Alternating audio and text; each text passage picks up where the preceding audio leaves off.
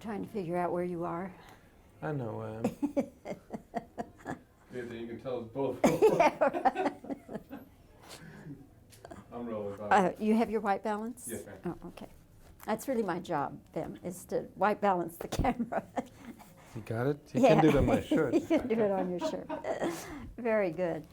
Well, Wim Wenders, we welcome you to Dallas-Fort Worth. It's nice of you to take the time to come and show us your picture, The End of Violence, and to make yourself available so that we can talk with you about the picture.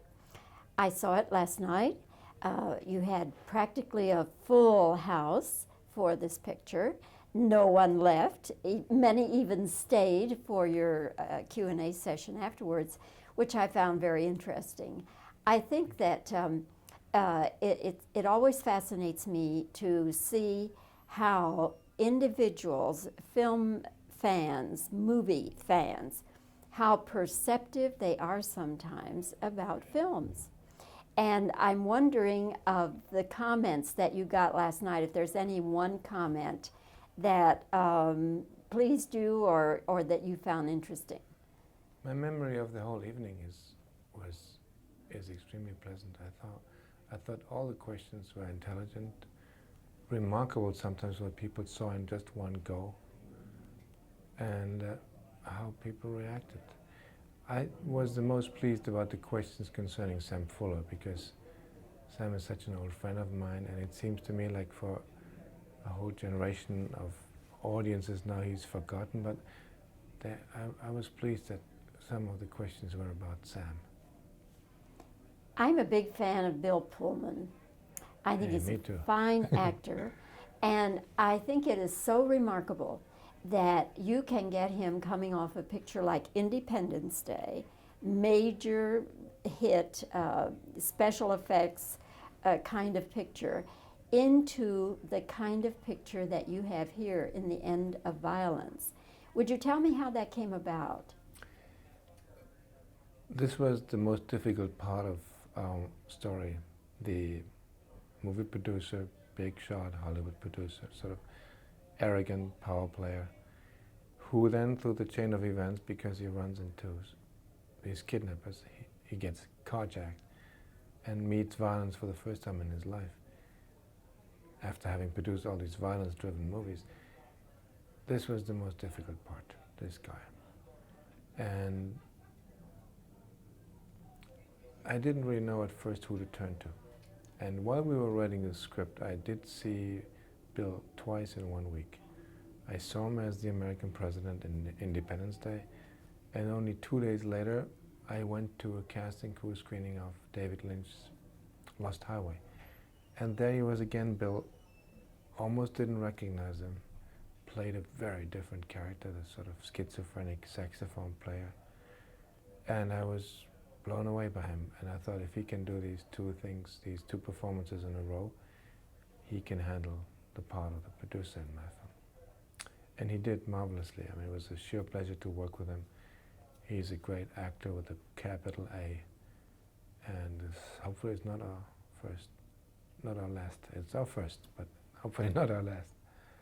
I think it's interesting that obviously in Independence Day he was paid a great deal of money, and the kind of budget that you work with, he would not get that kind of money. So it says to me that he is more interested in his craft and in the project than he is the salary. I think a lot of actors working in Hollywood are happy that in between big projects they can do smaller films with smaller commitments. Bill shot for 3 weeks. Andy McDowell shot only for 2 weeks. Gabriel Byrne also shot only for 2 weeks, because we did our film very fast according to our budget. I think a lot of actors are happy to find challenges in between, because very often in these big effect-driven movies they don't really find themselves sort of seriously questioned as actors. Very often they're supposed to do what they've always been doing and what everybody knows they do best. But both Bill and Andy agreed to doing End of Violence because I asked them to do something they hadn't done before. And actors, and they're both first of all actors and only then movie stars, actors like to act and invent new parts and show things they haven't done before. So that's why I think you'll find that with many actors, if you look at their careers, that they do big movies, and they make a lot of money, and then they really want to keep their acting going, and they like the challenge of other movies too. It's also interesting that they are not so controlled by the big agents who say, no, because then that dilutes your price for when we try to get you the next big job. I think agents have become much smarter, and they have realized that it's not good for actors' careers if they always play one sort of character. And I think a lot of big movie stars sort of became a little boring to the audiences because they always played the same thing. And then when they did make an independent feature, look at Travolta, whose career got turned around by a really independent movie, Pulp Fiction, and that happens quite often. And the challenges are certainly more in the smaller budget pictures. For directors as well, I mean, the more money you have, I mean, it's a challenge to handle it, but it's not a challenge in terms of expression and subjects. I mean, the smaller films are the ones where you can take risks. Your film titled The End of Violence, and yet you have been quoted as saying, Mr. Wenders, that it is not really a message picture about violence. So what do you hope the audience will get out of the picture? I hope that they can sort of define a little better what violence means for them. Because we're all sort of led to believe in every movie we see, mostly on television, that violence is sort of entertaining and sometimes even fun. And in our lives, we are more or less scared shitless. So what do we really think about it? And what are we prepared if it happens? And how do we feel about violence? And what impact does it have in somebody's life if it does happen? And is this current wave of violent movies sort of changing our notion of violence? So all these questions, that's what the movie is about, and also about the difference of the violence we come to take in second degree in movies and the one that we might, hopefully not, but we might encounter. So a producer character, although he has made many violence-driven movies with a lot of success, once he is carjacked, that changes his whole notion of himself and of violence, and he changes his life. So, very often in interviewing directors and producers, where there is some extreme graphic violence in the picture, and in discussing it, it seems like they will very often say, oh, but that's just cartoon violence, cartoon violence. To me, sometimes it might be cartoon violence, but to me, more often than not, saying that it's cartoon violence is really just a cop-out. yeah, I agree. I mean, the amount of movies I've seen over the last 2 years who showed graphic with all details, rape scenes or killing scenes, where you can easily say the movie itself would have worked just as well without that. The plot would have functioned, would have been even more, sometimes more challenging and more interesting, because seeing everything and being witness to a lot of violence in details is not all that interesting. I mean, movies can be so much more powerful by not showing, but that sort of seems to get more and more forgotten, and I think most directors are being requested to rather show than leaving out. And of course then they sort of try to think of it as, well, why not? And everybody's doing it, so why not I? But I think in the long run it creates a climate that is a little insane. It seems to me also that there is a competition among directors sometimes, that if somebody has a really remarkable stunt of some kind or a remarkable piece of action, that the next guy coming along making an action picture has to go him one better, which usually involves taking chances with people's lives even. But, I mean, that is only normal because movies are very competitive. The risks involved for the studios are enormous because budgets go up so high. So they have to top last year's output in one way or another. And their formula to top last year's movies today are really to be even more extravagant with the special effects and the goriness sometimes, or the scary aspects. Or, I mean, they just have to shift into one gear higher up. So it's sort of a spiral, and I don't know. It's up to, in the end, I think it's only up to each and every person as a consumer to say, this is my limit and I don't want more, and I don't really think violence is all that much fun.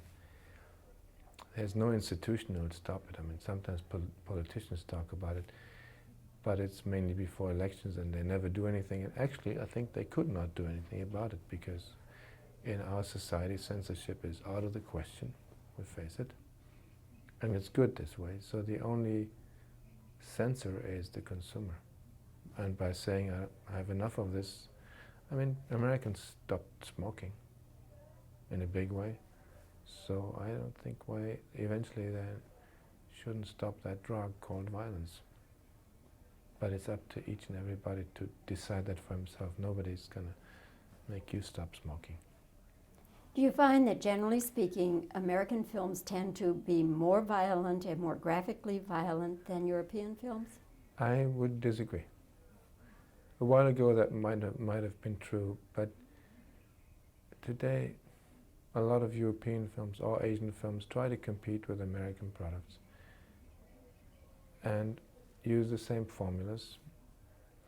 So today I think the real border is not between European and American movies, it's between independent and studio-driven movies, and those you find now also more and more in Europe. And I think it is the more expensive a movie is, the more likely you'll find that it uses the same devices, the same effects, same amount of violence. And smaller budgets and independent films in Europe as well as in America can take riskier routes, which is like the end of violence, making a movie that is not violent but deals with the subject. One last question is, and that is, I want to ask you about the $1 billion hotel. Where are you in that project? I don't think I ever spent so much time on a movie as on this one. We've already been working on this for 4 years with Bono and Nicholas Klein, the writer that the two of us are working together with. And I hope we can do it next spring. It looks good. It's a science fiction film, takes place in 50 years from now, and it's a love story between two outcasts of society. Bono will have a part in it. He will also play a part. He'll be one of the producers, and you two will sign for the soundtrack. I hope we'll get to do it next spring. It looks good now. Do you have anyone else cast? Yes, we have our leading cast together, but I cannot tell you yet. Will it be shot in Europe or where? $1 billion? Where will it be shot? We will shoot it in a downtown area. It was originally written for Los Angeles. We might shoot it in Los Angeles, but we might also go to another American city because it's not that important that it is Los Angeles. It's a downtown area of an American city, big city, and it could be another city. We're not quite sure at this moment, but I'm looking. I'm studying. But in any event, it will be your next picture. I think so. Yes. You never really can be quite sure. Sometimes it takes yet another year. And as this film is more expensive. It does have lots of special effects. As a science fiction film, it might take longer, and you never can tell. Maybe another year, but we'll get to do it.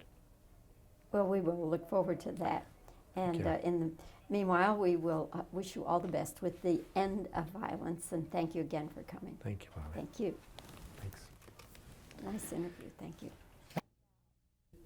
About that, you know, kind of relate to the film business that I just really got a big kick out of them. The $1 million in points was good, huh? Okay, you rolling? That's right. Mr. Wenders, you have been quoted as saying that there is no message to this picture, but what is it you want audiences to get from the end of violence? Violence is an important issue for all of us today, and takes an important place in our lives. We're scared of it and attracted to it. In movies, we're made to believe it's fun, and in life, we certainly don't think it's fun. Okay, that's fine. Okay. It's interesting that one of your stars is Bill Pullman, who was in Independence Day, big, expensive effects movie, and now he comes to be in your film, which is a small budget independent film. How did that come about? Bill, first of all, is an actor with a capital A. He likes to reinvent himself. And in these big effects-driven movies, sometimes as an actor you cannot do all that much acting. So actors sometimes like the challenge of independent films, and they found out it's good for their career. Okay, that's fine.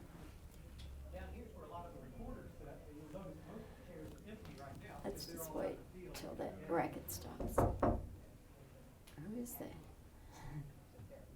Okay. Are European films more, let me restate that. Are European films usually more violent or less violent than American pictures? I think lately that difference becomes more and more obsolete, because people make films in Europe that are just as formula-based than in America. You'll find a lot of violent movies also in France or Germany. I think the dividing line is more between independent films and sort of industry-driven movies. Okay. All right, Roy, you think we're okay? Yes, ma'am.